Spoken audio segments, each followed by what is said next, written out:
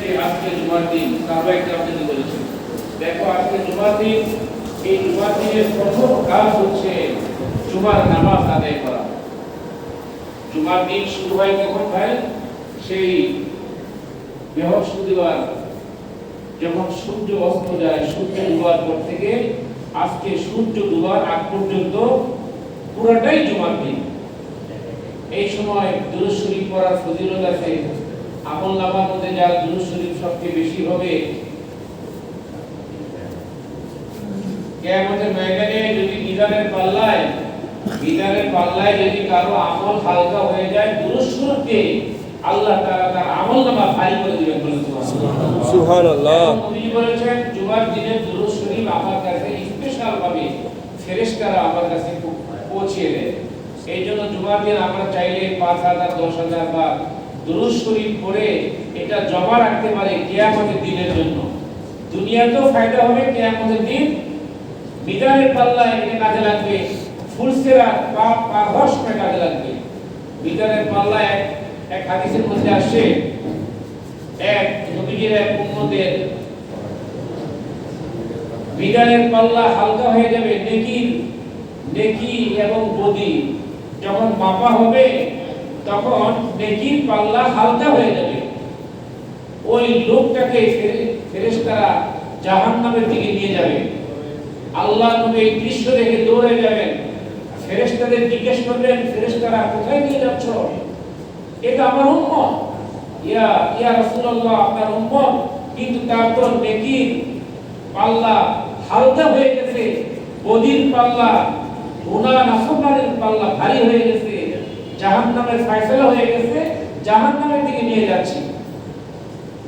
তখন নবীজি ফেরেশতাদেরকে বলবেন, ফেরেশতারা তোমরা কি একটু আমার সামনে আরেকবার তার নেকি এবং বদির ওজন দিবা নাকি? আরেকবার একটু আমার সামনে তার নেকি এবং বদির ওজন দাও, আমি একটু দেখব। তো আবার নবীজির সামনে নেকি এবং বদির ওজন করা হবে।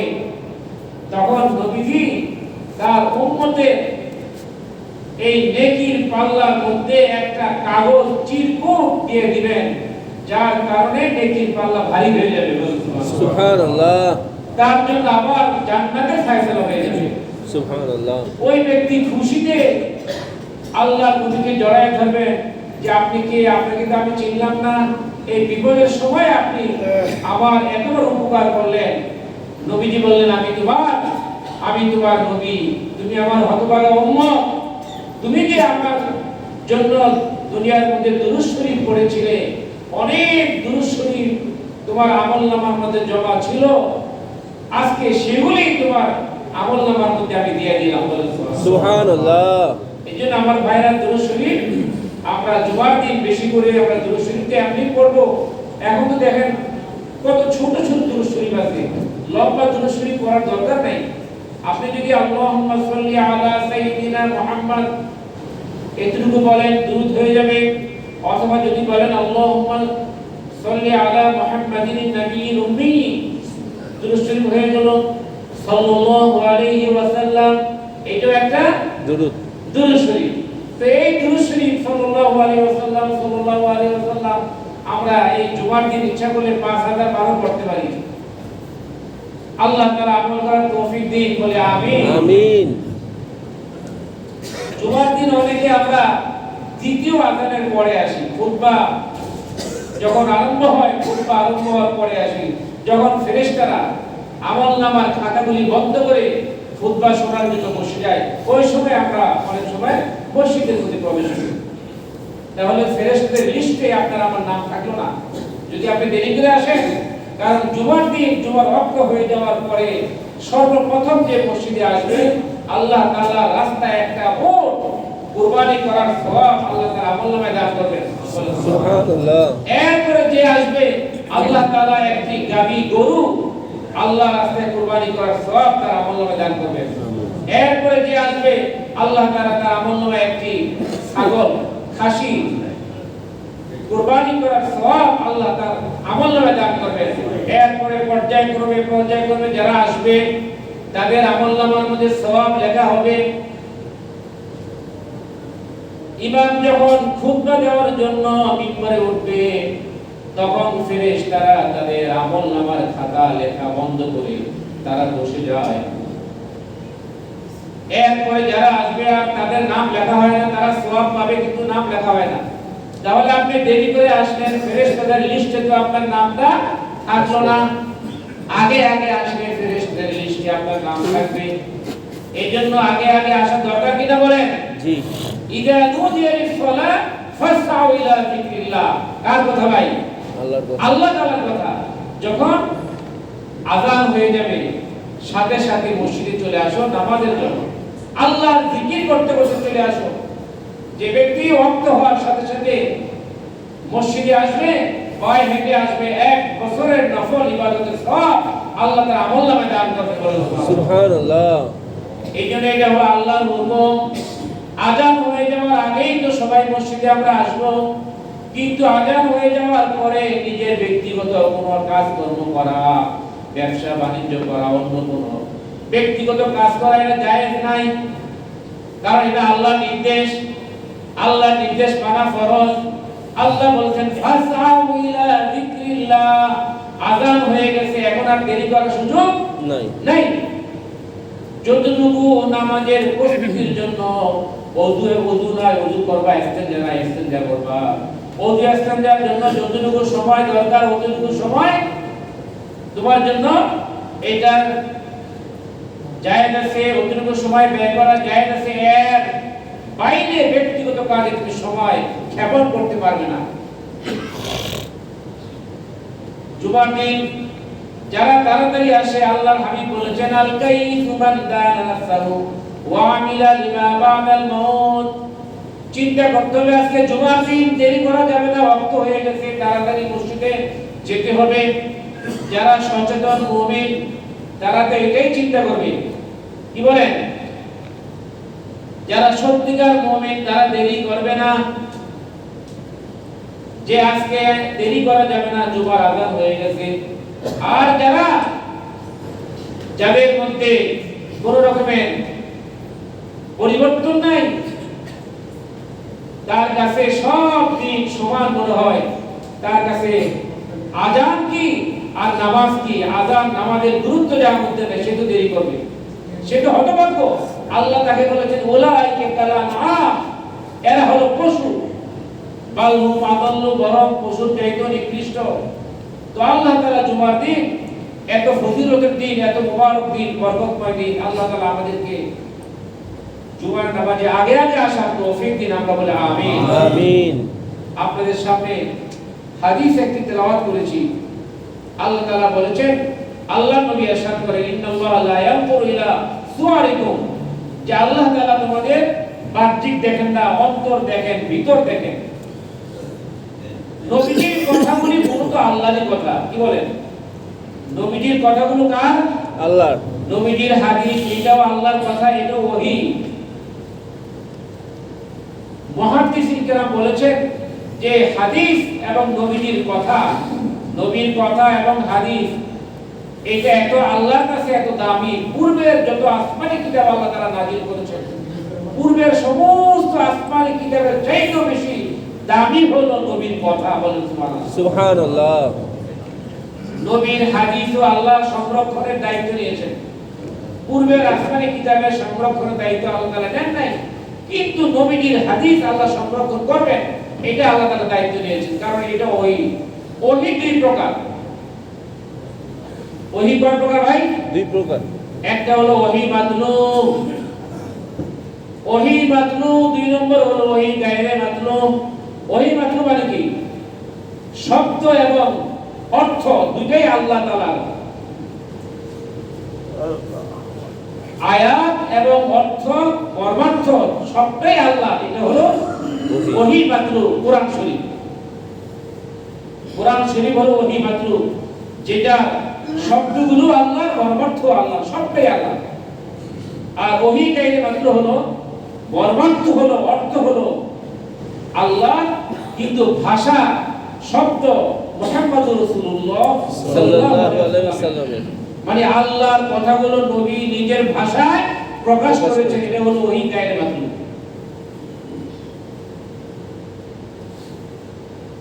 এই জন্য দুইটাকে গুরুত্ব দিতে হবে। কোরআন হলো ওহী মাতলু আর হাদিস হলো ওহী গায়রে মাতলু।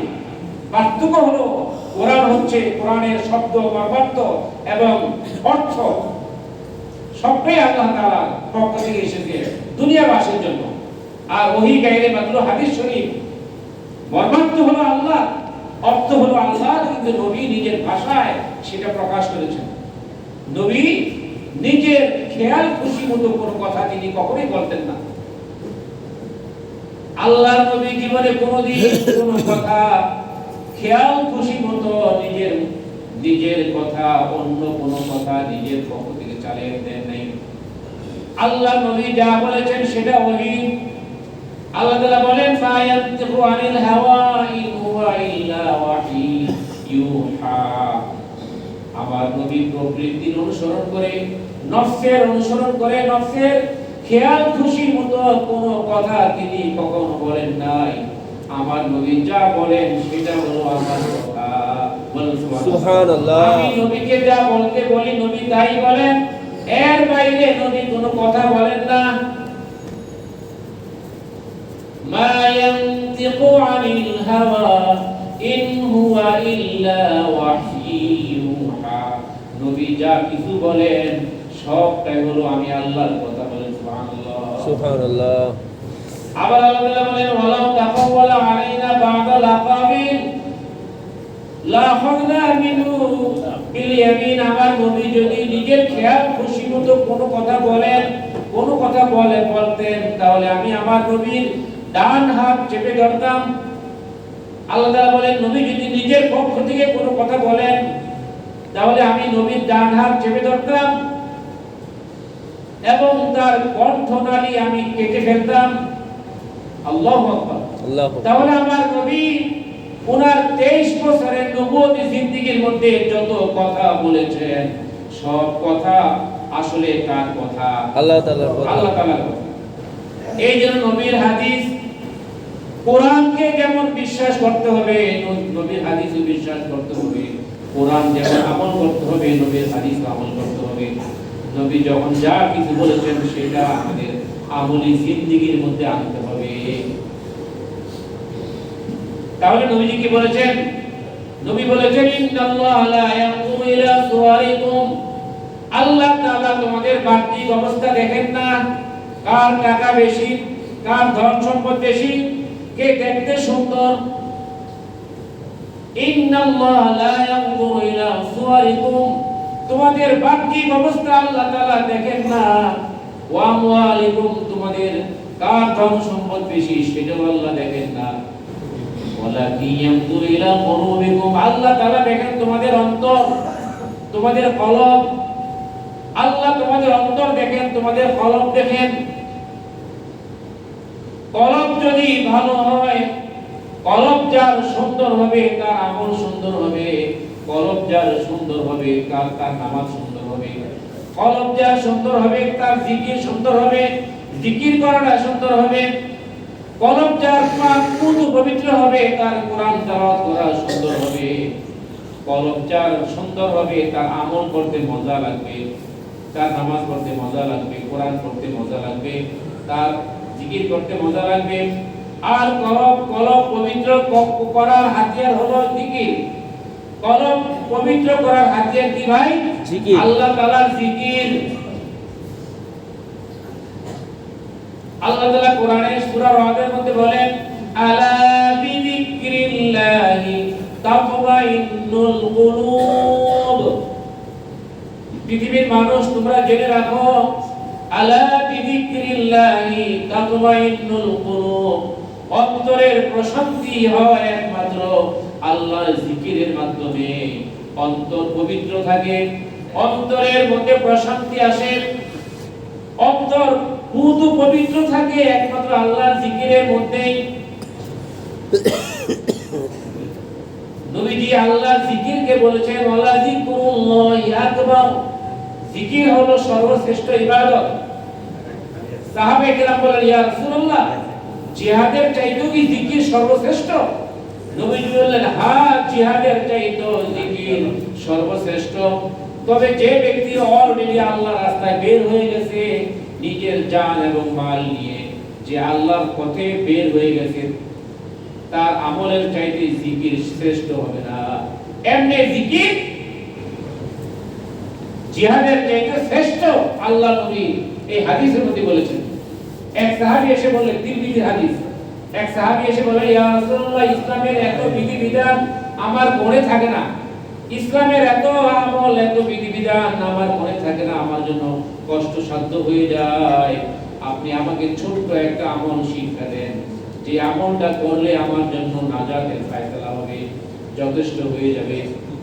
তখন নবীজি বললেন, তুমি আল্লাহর জিকির করো, আল্লাহর জিকিরের দ্বারা তোমার জিহ্বাকে তরুতাজা রাখো, ভিজায় রাখো, তোমার অন্তরকে, তোমার জবানকে আল্লাহর জিকির দ্বারা সব সময় তরুতাজা রাখো।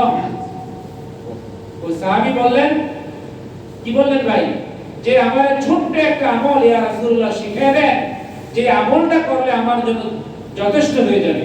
আচ্ছা বলেন তো, যার অন্তরে সবসময় আল্লাহর জিকির থাকে, যার জবানের মধ্যে সবসময় আল্লাহর জিকির তরতাজা থাকে, তার ঠোঁট লড়তেই থাকে, তার জিহ্বা লড়তেই থাকে, অন্তরের মধ্যে আল্লাহর জিকির সবসময় থাকে, সে কাজ করতেছে অন্তরে আল্লাহর জিকির। আল্লাহর জিকির মানে আল্লাহর স্মরণ, আল্লাহকে এক সেকেন্ডের জন্য সে ভুলে থাকে না। আপনি ব্যবসা করতেছেন, কথা বলতেছেন, তারপরও আল্লাহর স্মরণ আপনার মধ্যে আছে, আল্লাহর জিকির আপনার কলমের মধ্যে জারি আছে, তাহলে সে কি কোনোদিন গুনাহ করতে পারে? গুনাহ করতে পারে না। আল্লাহর জিকির একমাত্র গুনাহ থেকে মানুষকে বাঁচিয়ে দিবে। গুনাহ নাফরমানির মধ্যে আমরা ডুবে আছি, এমন একটা সমাজের মধ্যে আমরা আছি, গুনাহ থেকে বাঁচার কোনো কায়ফিয়ত নাই, গুনাহ থেকে, গুনাহ নাফরমানি থেকে বাঁচার কোনো সুযোগ নাই। এই জন্য আল্লাহ তাআলা এই যে আয়াতটা, ছোট্ট একটা আয়াত আমি তেলাওয়াত করেছি, আলাম ইয়ানিল লাযিনা আমানু আন তাখশা কুলুবুহুম বিযিকরিল্লাহ। আল্লাহ কত মায়া করে মানুষকে বলতেছেন, কত ভালোবেসে, কি মায়ার কথা, ভালোবাসার কথা, চিন্তা করছেন? আলাম ইয়ানিল লাযিনা আমানু আন তাখশা কুলুবুহুম লিযিকরিল্লাহ। ও আমার প্রিয় বান্দা, এখনো কি তোমার আল্লাহর জিকির করার সময় কি তোমার এখনো হয় নাই? এখনো কি তোমার অন্তরের মধ্যে নাপাক নিয়েই তুমি থাকবা? অন্তরের মধ্যে যে আবর্জনা, গুনাহ করে করে করে করে যে তোমার অন্তর কলুষিত হয়ে গেছে, অন্তর কালো হয়ে গেছে, এখনো কি তুমি এখনো কি আল্লাহর জিকির করবে না? এখনো কি আল্লাহর জিকির তুমি করবে না? এখনই কি তুমি তওবা করবে না? তওবা আর কখন করবে? বয়স তো 60 বছর হয়ে গেছে, 70 বছর হয়ে গেছে, এখন কি নাফরমানির মধ্যে ডুবে থাকবা? গুনাহ নাফরমানি করতেই থাকবা, তওবা কি আর করবে না? জিকির কি করবে না? হযরত আব্দুল্লাহ ইবনে মুবারক, আপনারা জানেন, অনেক বড় একজন বিশ্ববিখ্যাত হাদিস বিশারদ ছিলেন এবং অনেক বড় বুজুর্গ ছিলেন। হযরত আব্দুল্লাহ ইবনে মুবারক, ওনার নাম জানে না এমন কোন আলেম পৃথিবীতে নাই। হাদিসে কিতাব পড়লে ওনার নাম সবাই মুখস্থ হয়ে গেছে। তা আব্দুল্লাহ ইবনে মুবারক ছিলেন একজন সিঙ্গার, গায়ক ছিলেন, গান গাইতেন। ওনার প্রথম জবাব ছিল, উনি গানের মধ্যে ডুবে থাকতেন, গান বাজনার মধ্যে ডুবে থাকতেন, হারমোনিয়াম তবলা নিয়ে থাকতেন। তো একদিন হারমোনিয়াম বা তবলা এটা বাজে না, এটা কোনো কাজ করে না, তো উনি ঠিকঠাক করে আবার চালালেন। উনি তবলা মেরামত করে আবার টান দিলেন, টান দেওয়ার পরে এই আয়াত আসলো, এই আয়াত ভেসে আসলো, আলাম ইয়ানিল লাযিনা আমানু আন তাখশা কুলুবুহুম লিযিকরিল্লাহ। আল্লাহ তাআলা বলতেছে, ও আব্দুল্লাহ ইবনে মুবারক, তোমার কি আল্লাহর জিকির করার সময় এখনো হয় নাই? আব্দুল্লাহ ইবনে মুবারক এই আয়াত শোনার পরে উনি মনে করলেন হয়তো এই আয়াত থেকে আসলো। তিনি আবার তবলাটা মেরামত করে আবার যখন টান দিলেন, আবার এই আয়াত বেশি উঠলো, এরকম তিনবারের পরে তিনি বললেন আল্লাহ, এখন আমি আল্লাহ, এখন থেকে আমি আপনার জিকির করা শুরু করব। বলেন সুবহানাল্লাহ। সুবহানাল্লাহ। আল্লাহ যাকে হেদায়েত দিতে চায় পৃথিবীর কেউ তাকে গোমরা করতে পারে না। আল্লাহ যাকে গোমরা করতে চায় পৃথিবীর কেউ তাকে হেদায়েত দিতে পারে না। মাইয়াদিহিল্লাহু ফাহুয়াল মুহতাদ ওয়া মান ইউদ্লিল ফালান তাজিদ লাহু ওয়ালিয়াম মুরশিদা। সূরা কাহফের মধ্যে শুক্রবারে আপনারা তেলাওয়াত করেন। শুক্রবারে সূরা কাহফ তেলাওয়াত করা সুন্নাত। সমস্ত সাহাবায়ে কেরাম সূরা কাহফ তেলাওয়াত করতেন। নবীজি বলেছেন সূরা কাহফ শুক্রবারে তেলাওয়াত করবা, দাজ্জালের ফিতনা সহ বড় বড় দুনিয়ার যত ফিতনা আছে সমস্ত ফিতনা থেকে আল্লাহ তোমাকে বাঁচিয়ে দিবেন, ফিতনা থেকে আল্লাহ তোমাকে হেফাজতে রাখবেন। সূরা কাহফ পড়বা প্রত্যেক শুক্রবারে। সাহাবীরা তো প্রতিদিন সূরা কাহফ পড়তেন।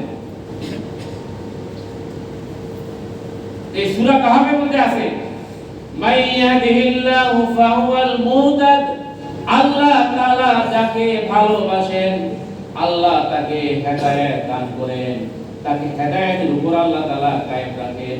ওয়া মান ইউদ্লিল ফালান তাজিদ লাহু ওয়ালিয়াম মুরশিদা, আর যাকে আল্লাহ গোমরাহ করতে চান, পথভ্রষ্ট করতে চান, পৃথিবীর কোনো পীর মুর্শিদ তাকে হেদায়েত দিতে পারবে না।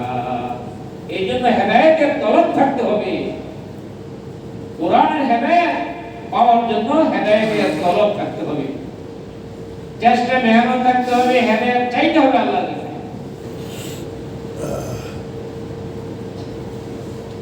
আল্লাহ তাআলা কি চমৎকার ভাবে বান্দাকে মায়া দিয়ে মহব্বত দিয়ে বলতেছিল, বান্দা এখনো কি তোমার জিকির করার সুযোগ টাইম হয় নাই?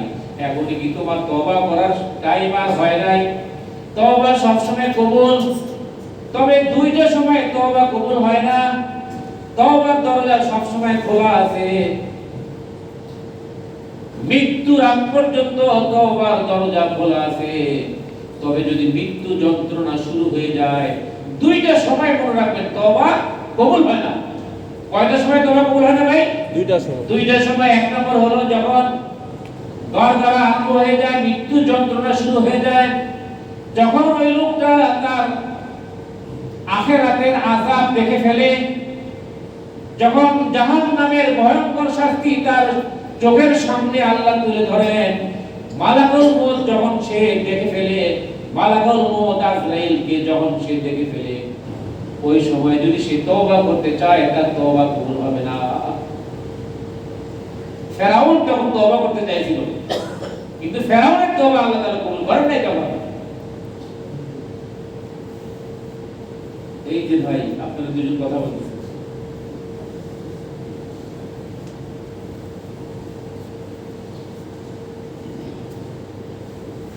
কি বলছিলাম ভাই?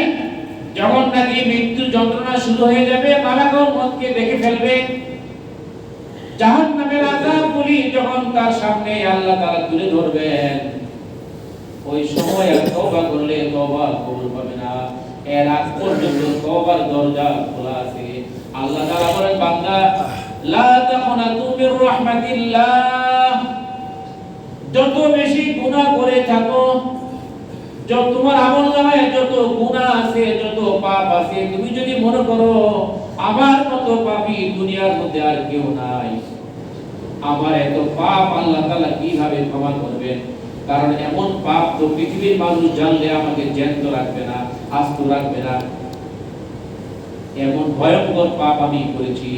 আল্লাহ তাআলা এরপরও বলেন, লা তাকুনাতু মির রাহমাতিল্লাহ, ও বান্দা আমার রহমত থেকে নিরাশ হয়ে যেও না, আমার রহমত থেকে নিরাশ হয়েও না। তুমি যদি তওবা না করো, খাসিরাত দুনিয়া ওয়াল আখিরাত, ধ্বংস তোমার জন্য অনিবার্য। এই জন্য এখনো কি তোমার তওবা করার সুযোগ হয় নাই?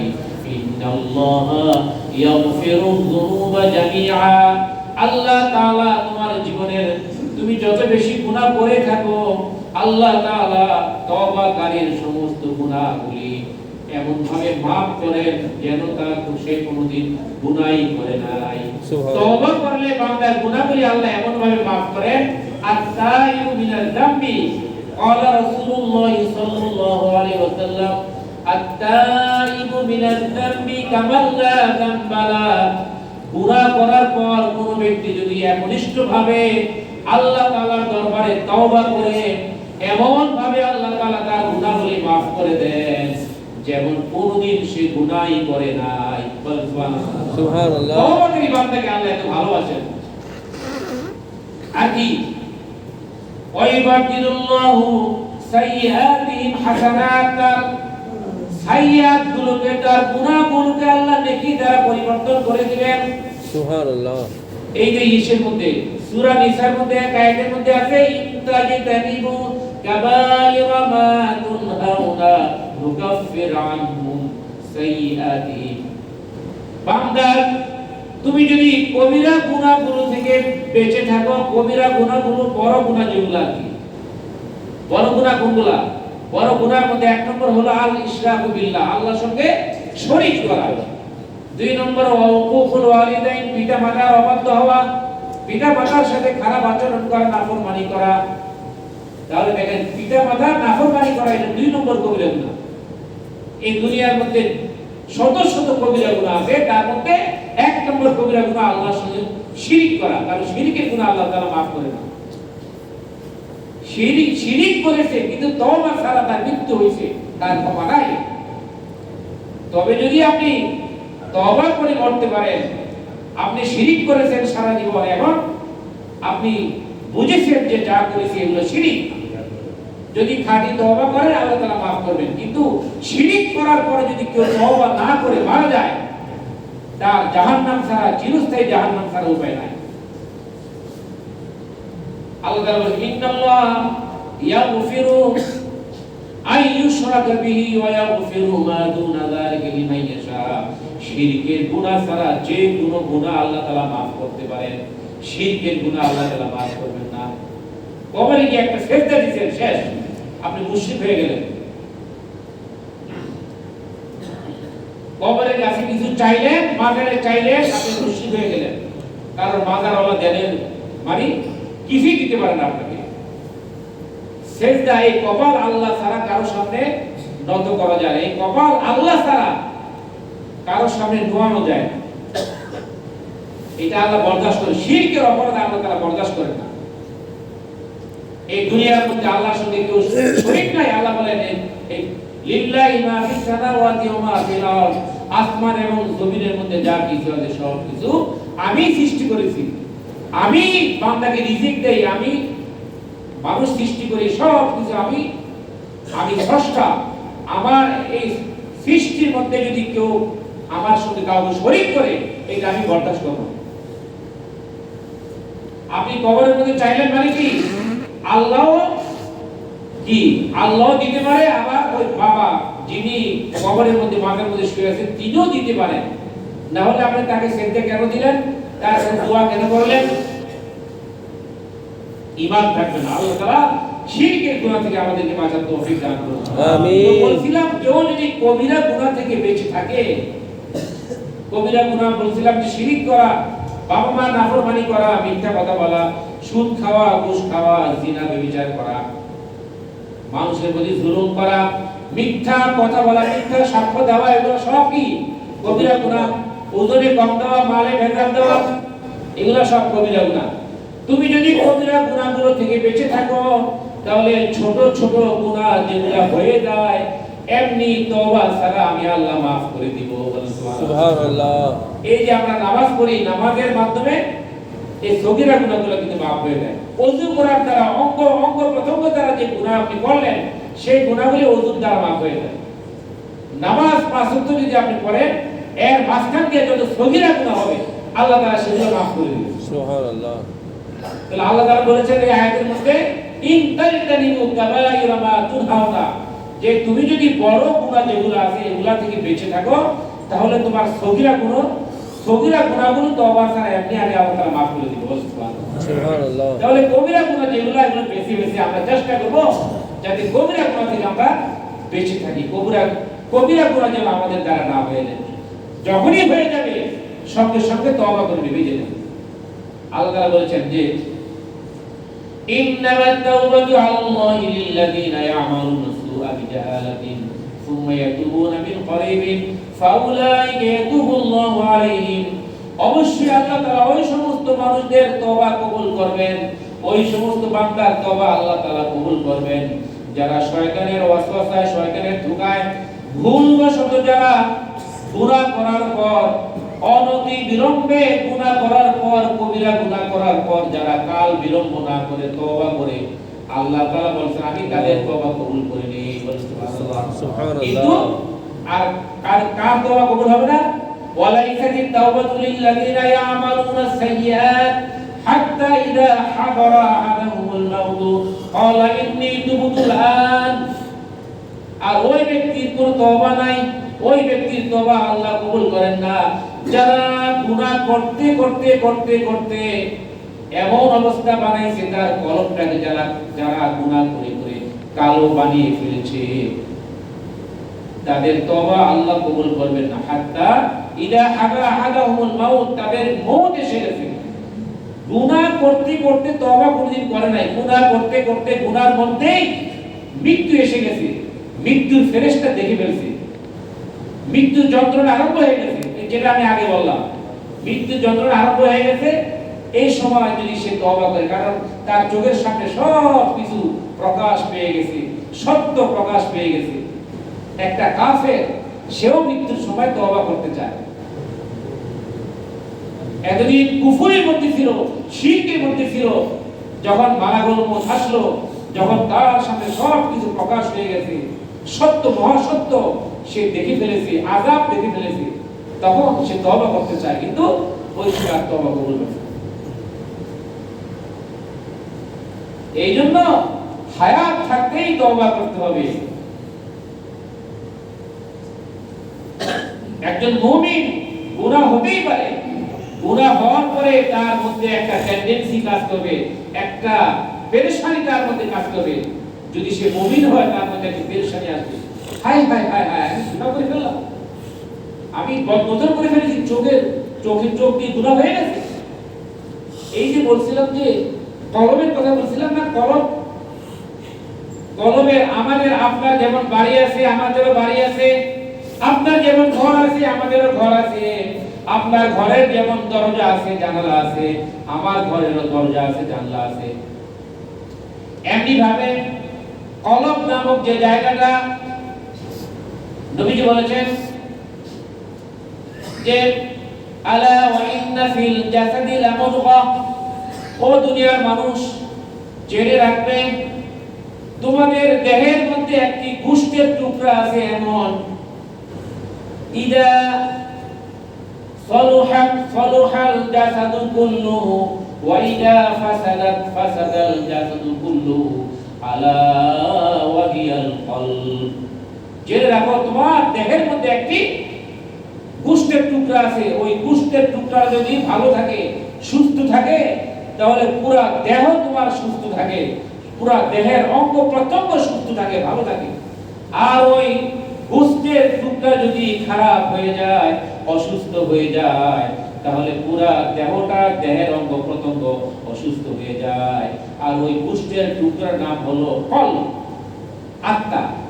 এই কলব যদি নষ্ট হয়, তাহলে পুরা তোমার আমল নষ্ট, তোমার সব নষ্ট। এই কলবকে পবিত্র, এই কলবেরও কিছু কি আছে ভাই, দরজা আছে, জানালা আছে। এই কলবের জানালা হলো আপনার বাড়ির জানালা দিয়ে যদি জানালার পাশে নর্দমা থাকে, ময়লা আবর্জনা থাকে, তাহলে জানালা দিয়ে দুর্গন্ধ বের হবে, জানালা দিয়ে দুর্গন্ধ আসবে। আর যদি জানালার পাশে ফুলের বাগান থাকবে, তাহলে সুন্দর বাতাস আসবে, সুগন্ধি আসবে। কলবের কি আছে? জানালা আছে। কলবের জানালার একটা জানালা হলো চক্ষু। এই চক্ষু যেখানে সেখানে চোখের নজর, আপনি চোখ দিয়ে নজর করতে পারবেন না। একই ঘরের মধ্যে বাবা আছে, মা আছে। ওই বাবা মার দিকে কেউ যদি মহব্বতের নজরে একবার তাকায়, ভালোবাসার নজরে যদি বাবা মার দিকে একবার তাকায়, তাহলে কবুল হতে সব আল্লাহ আমলনায় দান করবে, বলো সুবহানাল্লাহ। সুবহানাল্লাহ। আবার ওই একই ঘরের মধ্যে ভাবি আছে। কে আছে ভাই? ভাবির দিকে তাকানো যাবে না। ভাবি যদি সামনে চলে আসে, আল্লাহ বলেছেন চোখের কপাট এখন তুমি বন্ধ রাখো, চোখ এখন আর খোলা রাখা যাবে না। চোখের সামনে বেগানা নারী চলে আসছে, এখন আর চোখের কপাট খোলা রাখা যাবে না, কারণ এই চোখ দিয়ে কলমের মধ্যে দুর্গন্ধ যায়, কলম নষ্ট হয়, আবার এই চোখ দিয়ে কলমের মধ্যে নূর আসে। নূর, বাবা মার দিকে যদি তুমি তাকাও তাহলে কলমের মধ্যে নূর আসবে। যদি কোরআন শরীফের দিকে তাকিয়ে থাকো তোমার কলমের মধ্যে নূর আসবে। তিনটা বস্তু আছে এমন পৃথিবীতে, শুধু তাকিয়ে থাকবেন, হ্যাঁ, শুধু নেকি আর নেকি, তার মধ্যে একটা হলো কোরআন শরীফ। কোরআন শরীফের দিকে শুধু তাকিয়ে থাকবেন। যারা কোরআন পড়তে পারেন না, কোরআনের পৃষ্ঠাগুলো খুলে তাকিয়ে থাকবেন আর বলবেন যে এটা আমার মাওলার কোরআন, এটা আমার মাওলার লেখা, এটা আমার মাওলার আয়াত। মাওলা এই কোরআন দিয়েছেন, যেইভাবে দিয়েছেন সেইভাবে, এটা মাওলার মহব্বতে যদি কেউ কোরআন পড়তে না পারে, খালি তাকিয়ে থাকবেন, নেকি আর নেকি, নেকি আর নেকি। বলেন সুবহানাল্লাহ, সুবহানাল্লাহ। এই যে কোরআন শরীফ পড়বেন তো ইনশাআল্লাহ, যারা কোরআন শরীফ পড়তে জানেন কোরআন পড়বেন, কোরআন শরীফের দিকে তাকিয়ে থাকবেন। যদি আপনি তেলাওয়াত নাও করেন, আপনার আমলনামার মধ্যে, আপনার কলবের মধ্যে নূর আসতেই থাকবে, আসতেই থাকবে। এরপরে বাবা মার দিকে যদি আপনি তাকিয়ে থাকেন, দুই নম্বর হলো, তিনটার মধ্যে একটা হলো বাবা মা। বাবা মার দিকে যদি মহব্বতের নজরে তাকান, কলবের মধ্যে নূর আসবে। আর বাইতুল্লাহ শরীফের দিকে যদি আপনি তাকিয়ে থাকেন, কলবের মধ্যে নূর আসবে। তিনটা জিনিস সেদিন বলতে চাইছিলাম, বলতে পারেন। তিনটা বস্তু দুনিয়ার মধ্যে এমন যে আপনি শুধু তাকিয়ে থাকবেন, মুখে কোনো আমল করার দরকার নাই, কোনো কিচ্ছু বলার দরকার নাই, তাকিয়ে থাকলেই নাকি, তাকিয়ে থাকলেই নাকি। তাহলে এই বাবা মা তার মধ্যে একটা, বাবা মা নিয়ামত কিনা বলেন, কারণ বাবা মার কারণে এই দুনিয়ার মধ্যে আপনি আসছেন। সেই বাবা মার সঙ্গে নাফরমানি এটা আল্লাহ বরদাস্ত করে না। যারা বেয়াদবি করেছে, বাবা মার পায়ে ধরে মাপ চান, তাহলে ক্ষমা নাই। বাবা মা ক্ষমা না করলে কোনো ক্ষমা নাই। কোরআন শরীফের দিকে তাকিয়ে থাকবেন, নেকি আর নেকি। এই কলবের একটা জানালার নাম হলো চক্ষু। এই চক্ষু দিয়ে যত ভালো ভালো জিনিস দেখবেন, কলবের মধ্যে নূর আসবে, কলব আলোকিত হবে। আর যদি খারাপ জিনিস দেখেন, কলব দিয়ে বেগানা নারী দেখলেন, বেপরদা নারী দেখলেন, আল্লাহ তাআলা হুকুম মানলেন। আল্লাহ তাআলা বললেন, বললেন মুমিনিনা ইয়াগুদ্দু মিন আবসারিহিম, ও নবী মুমিন পুরুষদেরকে বলুন তারা যেন তাদের চক্ষুকে পরনারী থেকে নিম্নগামী রাখে। পরনারী যদি আসে তখন চক্ষুকে এরকম নজর নিচে রাখতে হবে। কার কথা ভাই? আল্লাহর কথা। বলেন না কার কথা? আল্লাহর কথা। আল্লাহ তাআলার কথা। আল্লাহ বলেন পরনারী থেকে তোমার চক্ষুকে তুমি হেফাজত করো, নিম্নগামী রাখো। কুল্লিল মুমিনিনা ইয়াগুদ্দু মিন আবসারিহিম ওয়া ইয়াহফাযু ফুরুজাহুম, তোমাদের লজ্জাস্থানগুলোকে তোমরা হেফাজত করো, চোখের নজরকে হেফাজত করো। কারণ এটা হলো কলমের একটা জানালা। এখান থেকে কলমের মধ্যে এই বদবু ঢুকবে। যদি নজর হেফাজত না করো তাহলে তোমার কলম দুর্গন্ধ হয়ে যাবে, নাপাক হয়ে যাবে। আর ভালো ভালো জিনিস দেখবা, এই যে ফেসবুক, যারা সারাদিন ফেসবুকের মধ্যে পড়ে থাকেন, ইন্টারনেটের মধ্যে পড়ে থাকেন, খারাপ জিনিস দেখেন না ভাই। চোখ আল্লাহ তাআলা নিয়ামত, যার চোখ নাই সে জানে কত বড় নিয়ামত থেকে আল্লাহ তাআলা তাকে বঞ্চিত করছে। যার একটা কিডনি অসুস্থ হয়ে গেছে, সে জানে তার কি কষ্ট, ডায়ালিসিস করতে তার কি কষ্ট। এগুলো নিয়ামত। এই কিডনি, এই হার্ট, এই লাংস, তারপরে কি আপনার চক্ষু, কান, এগুলো হলো আল্লাহ তাআলার মহা নিয়ামত। এগুলাকে পাপ করে নষ্ট করে দিয়েন না, আল্লাহর নিয়ামতের ব্যয়পত্রী করেন না। এগুলো নিয়ামত কিনা ভাই বলেন? জি। আল্লাহ তাআলা আমাদেরকে আমল করার তৌফিক দিন। কলমের যে আরো কিছু দরজা আছে, জানলা আছে, যেগুলো দিয়ে কলমের মধ্যে নূর ঢুকে, আবার কলমের মধ্যে কি বদবু, দুর্গন্ধ ঢুকে, কলম একেবারে কালো হয়ে যায়। আল্লাহ তাআলা যদি তৌফিক দেন, ইনশাআল্লাহ অন্যদিন সেই কথাগুলি বলবো। যে কথাগুলি আমরা শুনলাম, বললাম, আল্লাহ আমাদের সবাইকে আমল করার তৌফিক দিন। আর একটা বিশেষ ঘোষণা শুনেন। ঢাকা দক্ষিণ সিটি কর্পোরেশন সম্মানিত মুসলিমগণ, এলাকাবাসী, আসসালামু আলাইকুম। ওয়ালাইকুম আসসালাম। আপনাদের অবগতির জন্য জানানো যাচ্ছে যে ঢাকা দক্ষিণ সিটি কর্পোরেশন কর্তৃপক্ষ খেলাপি করদাতা, ট্রেড লাইসেন্স নবায়নবিহীন ব্যবসা প্রতিষ্ঠান ও ট্রেড লাইসেন্সবিহীন ব্যবসা প্রতিষ্ঠানের বিরুদ্ধে কুকি পরোয়ানি সহ পরোয়ানা সহ স্পেশাল মেট্রোপলিটন ম্যাজিস্ট্রেট আদালতে মামলা দায়ের কার্যক্রম শুরু করেছে। যারা এখনো পৌরকর হোল্ডিং ট্যাক্স পরিশোধ করেননি এবং ট্রেড লাইসেন্স নবায়ন ও নতুন ট্রেড লাইসেন্স গ্রহণ করেননি, তাদেরকে জরুরি ভিত্তিতে বকেয়া সহ হাল নাগাদ পৌরকর হোল্ডিং ট্যাক্স পরিশোধ এবং পুরাতন ট্রেড লাইসেন্স নবায়ন ও নতুন ট্রেড লাইসেন্স গ্রহণ করার জন্য অনুরোধ করা হবে, অন্যথায় আইনানুগ ব্যবস্থা গ্রহণ করা হবে। সিটি কর্পোরেশন দক্ষিণ থেকে এই একটা চিঠি, একটা সতর্কবাণী আপনাদেরকে পাঠানো হয়েছে। আল্লাহ তাআলা আমাদেরকে আমরা 4 রাকাত কাবলা নামাজ সুন্নত পড়ি।